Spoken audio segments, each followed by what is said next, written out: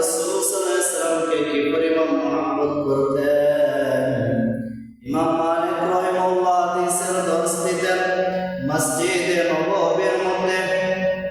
ওনার যখন হাজতের প্রয়োজন হইত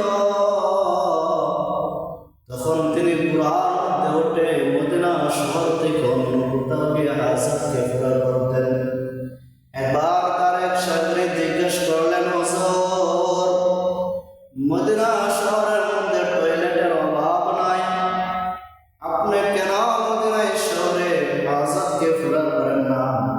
বরং আপনার যখন হাজতের প্রয়োজন হয় গুড়ার মধ্যে উঠে মদিনা শহর থেকে অন্য কোথাও গিয়ে আপনার হাজতকে পুরা করেন।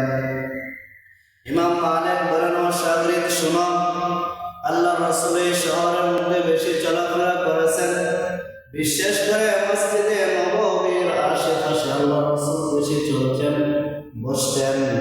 আমি ইমাম মালিক এমন জায়গায় প্রস্তাব করতে বসবো, আল্লাহ না খাস্তা যদি আল্লাহ রাসূল ওই জায়গায় কোনো সময় বসছেন অথবা সেখানে